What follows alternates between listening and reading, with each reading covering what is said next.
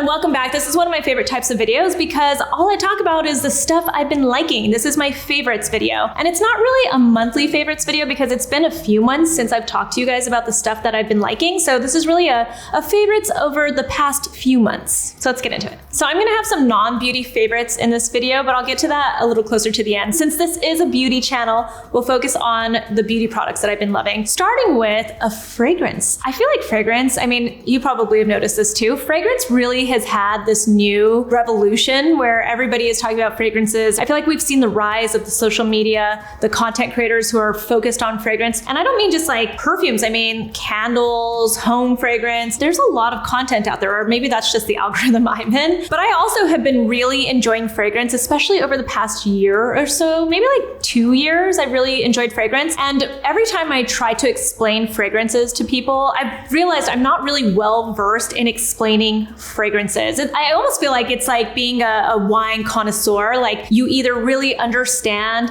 all the different notes that you get in fragrances or you don't, and you just realize you like it. So what I have decided makes me like a fragrance, besides just like smelling it and going, ooh, I really like that. There are so many fragrances out there lately. It's kind of hard to just do that now. So instead, I'm really taking to fragrances that make me nostalgic or that really put me in some type of a mood, or it just puts me like in a scenario, or it gives me a memory. And the fragrance that has really made me feel that way lately is Phlur's new Strawberry Letter. I've seen other people talk about how much they love it so much. It almost seems like it would be a very young, youthful kind of scent, and in a lot of ways it is, but what I think Phlur does really well is they take even sweet scents and they make it feel a little bit more mature. Even their body sprays, I've been obsessed with their body sprays. But Strawberry Letter, the reason why I have been loving it so much is because it reminds me of my strawberry shortcake doll from when I was a child. I used to take this doll everywhere with me. I loved the way that doll smelled. Like I can still smell it. So the first time I got a whiff of Strawberry Letter, it immediately like took me to really happy days, like taking my doll everywhere with me. I have pictures from my childhood where I always had that doll with me because I loved it so much.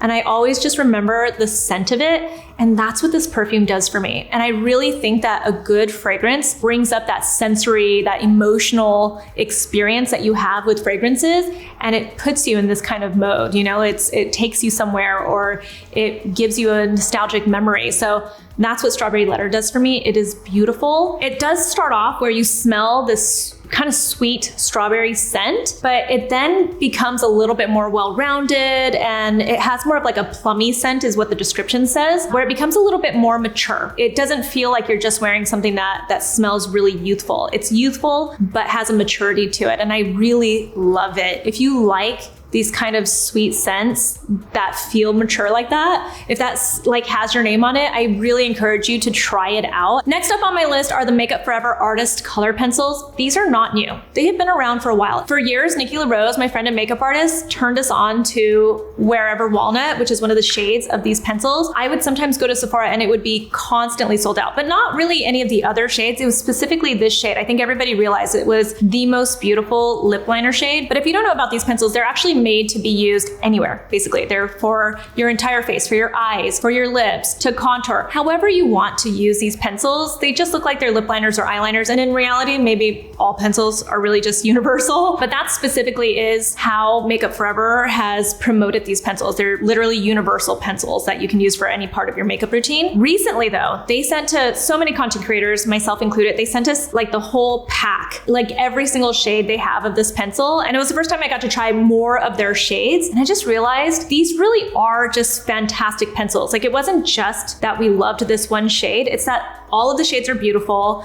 They all serve really great purposes. They're smooth the way that they go on. They last long. They're pigmented. There's just something about these pencils. They're just done really, really well. One of the shades I find myself using a lot and I did not expect is a shade called Universal Earth. When you actually look at it, it looks like it's going to be a really dark brown. And so it doesn't look like a shade that you would want to use on your lips, but it actually has a lot of reddish undertones to it. And that's what I like about it. It looks beautiful on your eyes. It looks beautiful on your lips. lips. It enhances any lip gloss that you're gonna wear. It is just such a beautiful shade. One tip I will throw out there is if you are gonna use these on your eyes, they blend really, really well, meaning that they smudge really easily. I have not used them on their own. Whenever I use pencil eyeliner, I almost always set my eyeliner with eyeshadow. I've been doing this since I was like 20 years old. It is one of the best things, in my opinion, for anybody who does makeup, especially if you aren't really good at eyeliner. I feel like eyeshadow always saves your eyeliner. So the way that I've been using these on my eyes, I have been using eyeshadow on top. And really I just take like an eyeshadow brush and I blend it out more, I smooth it, I kind of take it out more into a wing as well. And then I'm using that eyeshadow powder to essentially set it. So that's why it lasts so long on me too. I can't tell you if they last really long on their own. So I encourage you to go look at these pencils. They're viral. So I don't even need to, just praise them because everybody has been, but I too have jumped on the bandwagon and I can tell you that these are wonderful pencils. Next up is from my brand. It's the NATURIUM Phyto-Glow Lip Mask. If you have not tried this, it is fantastic. And I know I'm obviously biased because it's my brand, but whenever we're thinking about how we create a product, we also think about the feedback we receive from the NATURIUM community. And when it came to our Phyto-Glow lip balms, so many people love them, but not everybody wants a lip balm that's in a tube, and not everyone wants a super, super shiny, super, super thick lip balm the way I do. Like if you ask me what my favorite type of lip balm is, I want it to be super thick. I want it to feel like I have a layer of lip gloss on my lips, and I want it to be super shiny. But not everybody wants that. So we took that into account in creating this lip balm. We put it into a little jar. It looks super cute. We put really great oils in it, like jojoba oil in it. There's shea butter in it. It's rich, it's long lasting, but it's not super, super shiny, and it doesn't feel super, super thick. It's just right. If we were Goldilocks and we were looking for the one that's just right, this is the lip mask that I think, in my opinion, is just right. Next up, if you feel like your feet are dry or you just want to treat your feet, my friend Dr. Sam Ellis, who you've seen on this channel, she has her own brand called Prequel. They actually launched a hand product and also a foot product. It's called Prequel Foot Rescue, and it is a really great cream. One, it has 15% urea in it, which is an incredible ingredient, not just for hydrating your skin and moisturizing it, but also when you have it at a percentage like 15%, it actually starts to exfoliate. It helps to exfoliate your skin too, but very gently. So even people that have sensitive skin, which I'm not sure I know anybody who has sensitive skin on their feet, anybody can use urea. It's a really great ingredient because you're getting that benefit of the hydration, but also the exfoliation. But on top of that, it has salicylic acid in it. It has malic acid, which is an AHA that's also really great for hydrating your skin. And it has petrolatum in it. So it's nice and thick and really helps to lock in any kind of hydration and moisture on your skin. It is a fantastic foot cream.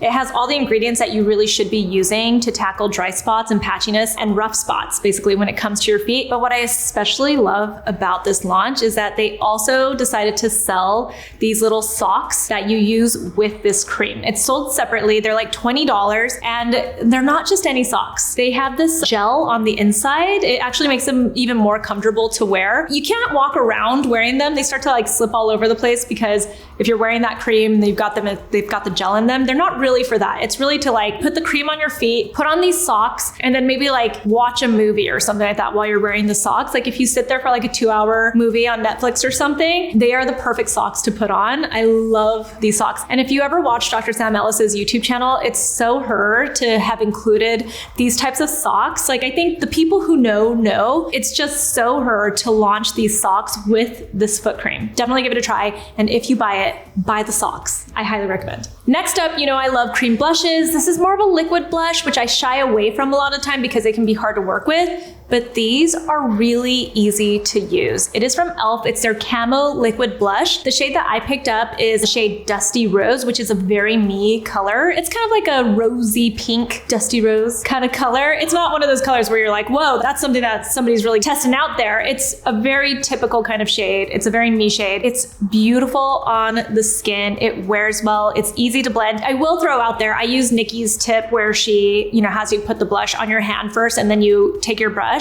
and you get it all over the blush and then you just kind of stipple it onto your skin. That is the easiest way, in my opinion, to use it. So you're just not putting too much blush because you really don't need a lot of this blush. A lot of people have compared it to the Rare Beauty blushes. I think it's a little bit easier to use than the Rare Beauty ones. The Rare Beauty ones are so pigmented that you barely need any. I think we've jokingly said that the Rare Beauty ones feel like the everlasting gobstopper of blushes. Like you barely need any because it's so highly pigmented that you like put a dot and you're done. So it's just gonna last you forever. Whereas the blushes from e.l.f., they're very highly pigmented still too, but they blend a little bit easier in my opinion, and they look a little bit more glowy on your skin. So that's what I like about them. They have a few shades that you can choose from. I also want to point out there that e.l.f. is the parent company of NATURIUM, my brand. So I do have an association, but I actually went out and I purchased this product myself. It's $7. I mean, if you want to give a blush, a liquid blush, a try, it's just an easy product to try because it's $7, which is the best thing about e.l.f. products is that they're affordable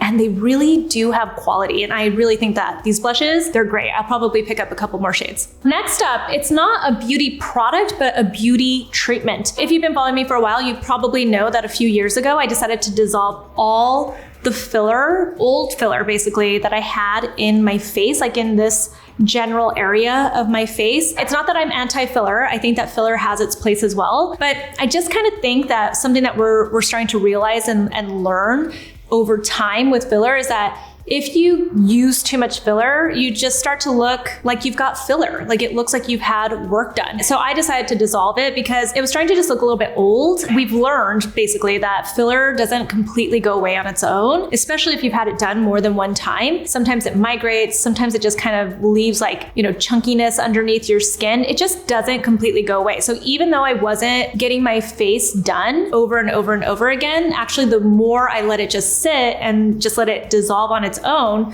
the worse it looked in my opinion. So I decided to just get it dissolved. It's one of the best things about hyaluronic acid fillers specifically is what I'm talking about. I got it dissolved and then I just let my face kind of settle. After that, I decided to try fat grafting. We took a little vial of fat from my tummy area, just a little bit, and then we put it into my cheeks. I'll throw out there. Every dermatologist friend that I have, when I told them that I was thinking about doing fat grafting, just fat transfer to my cheeks, just to replace a little bit of volume. And I think that when people hear this, they think like lots of fat, but like you're using like very little, like a vial this big, that's going to be split between your cheeks. Like you're not using a lot of filler or a lot of fat when you're putting it into your face, unless you've just lost so much volume. So when I said this to some of my dermatologist friends, every single one of them told me that it's not going to last. Every single one of them. They're like, the fat's not going to last. It won't make it there. So fast forward to, I went ahead and I tried it. Guess what? It didn't last. There were like 2 months where I was like, ooh, I like the way my face looks. This is perfect. This is exactly what I was looking for. But then it went away and I didn't want to have to go through the process of doing another fat transfer, especially if it's not going to last very long. I just decided that it was going to be what it was because I wasn't going back to filler either. And when I say filler, hyaluronic acid fillers. Fast forward, I was at a med spa in Miami, skincare by Amy Peterson. I was getting Clear and Brilliant done with Amy Peterson herself. And I was talking about this whole experience that I'd had. This was over a few years where I dissolved the filler, got some fat transfer, that disappeared. And then, you know, like my face was just, there was nothing happening basically. So I had told her about this whole experience while she's doing my treatment. And she says,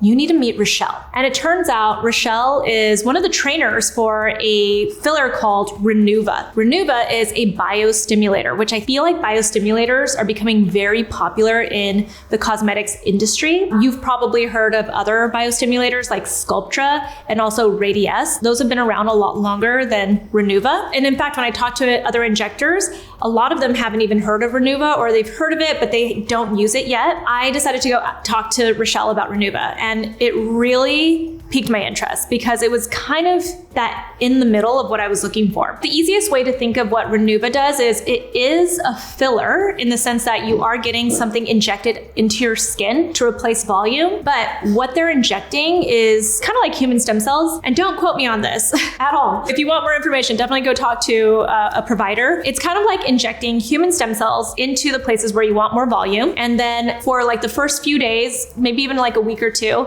you see where that volume is created, but that dissolves. And what it instead does is it stimulates your own cells to produce fat. If you know anything about Sculptra, it stimulates your cells to create more collagen. What Renuva does is it's stimulating your cells to create new fat. So it's not even more fat. It's new fat cells in the places where you put it. One, you don't have to worry about it just completely disappearing because you're not transferring fat cells and hoping and crossing your fingers that they're gonna survive. Instead, you're stimulating new fat cell growth. Two, it is targeted, so you can put it exactly where you wanna put it. And three, you don't get that look that you get from filler. It looks a lot more natural. The downside to that is you just don't get as much volume. You have to do it at least 2 or 3 times before you see a big difference. So I'm now on my second round of Renuva, and I am really enjoying the look so far. I feel like it looks very natural. I don't look like I've got this overfilled face, and it feels natural. I don't know how else to explain it. So subtle changes, but I think subtle and going slow with adding volume back to your face is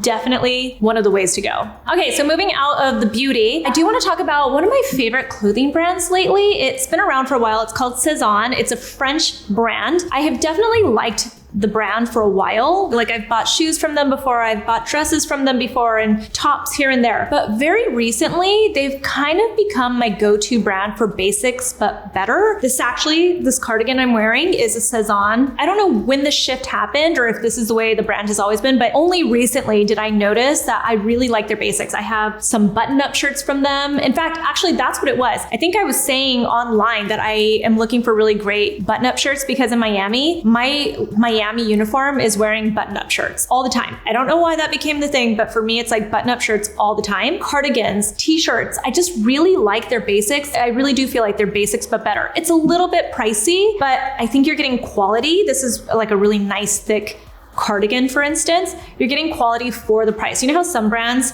like Club Monaco, like you feel like it's expensive, but you don't really necessarily see the quality. Like, why is it so expensive? I feel like Sézane has the quality to back the pricing. So if you're looking for even just a couple of really nice basics this year, I think you should check it out. And then last of my favorites, this is very serious. This has taken over my life for months now, since January. ACOTAR, A Court of Thorns and Roses. That whole series, Sarah J. Maas has just taken over my life. If you have not heard about this is a cultural phenomenon. You don't even have to be like an avid book reader for book talk to take over your life. It's called book talk because if you're in TikTok, there's this whole community of people who are obsessed with this like genre of books. Sarah J. Maas is the author of a few different book series, but ACOTAR, A Court of Thorns and Roses, and the books that are within that series are the ones that really took hold for me. And they were the ones that were first introduced to me. So I was telling some friends in January that I was looking for a new book to read. A few people, including Anna, who's sitting behind the camera right now, had said that they'd read these books and they were really into it. It didn't really sound interesting to me because I'm a true crime person. True crime documentaries, true crime on TikTok, that's the algorithm I'm in. Like the book, I'll Be Gone in the Dark. Like those are stories to me. And maybe it's like the former news reporter in me that like really takes to these stories, or I'm just like everybody else because true crime is such a big genre itself. That's usually what I go for. Anyway, everyone talked me into just giving that first book a try, A Court of Thorns and Roses. And if you don't know what this is about, essentially it's about a fairy world and a human world that kind of exists. We're all in the same world. It's humans and it's fairies, but they're separated by a wall. And even just saying this out loud sounds hilarious. Like, what is this book about? And in the fairy world, not only are they like magical and powerful, but they're hot. Like everybody is hot. And in the human world, they're more like, they're just humans. Like, well, I guess humans just aren't as amazing as fairies, but they've been separated by a treaty. There's a damsel. She falls in love with one of the fairies. If you like Game of Thrones meets Lord of the Rings, but like think like Orlando Bloom, super hot, elf fairy kind of person, like this is what these fairies are like. It becomes like a combination of fantasy with pretty good writing, like a real storyline, not just like something stupid, like a throwaway storyline. There's fantasy, there are hot fairy people, there is smut, and it's actually well-written smut. It's not cringy. There's love, and I have to tell you, and this is where if you have not read this and you plan to, I might have some spoilers in here, so if you want to cut now. If not, for the people who know what I'm talking about. I'm pretty sure that Reese is the love of my life. And for a while there, when I was done with this whole series, I had withdrawals. I actually felt like I went through one of the worst breakups of my life. I ended up having to go back to book 1, read the whole Under the Mountain section of the book again, just so I could like relive like him basically hinting at how much he loves Feyre. And then I had to read all of book 2 again, because I'll tell you, I did not love the books. Like until I was like 80% into book 2 that everybody told me was going to be like the game changer. Until 80%, I was not really feeling the book. And in fact, I was like teasing my friends who had told me to read it. And then when all that happened, it's like, I needed it all over again. I needed to relive him. So I went back, I read all of book 2, and then I read, I think, part of book 3. Then I moved on to Crescent City, and then I moved on to Throne of Glass. So I am deep. I am committed into this whole world now. If you read Crescent City, I read all 3 books we probably need to discuss. It did not make my favorites list, just put it that way. But ACOTAR, special place in my heart, and I cannot wait for the next book. Just get through book 1 because it's hard. It's a lot of character development. Anyway, so those are my favorites for the last few months. If you enjoy any of these, tell us in the comments below. If there are products or anything in general that you're loving that I didn't mention, please let me know, because I'm always looking for more books to read, more clothing to buy, beauty products to explore. So definitely let us know in the comments what you've been loving, what your favorites are for the last couple of months, and I'll talk to you guys soon. Bye.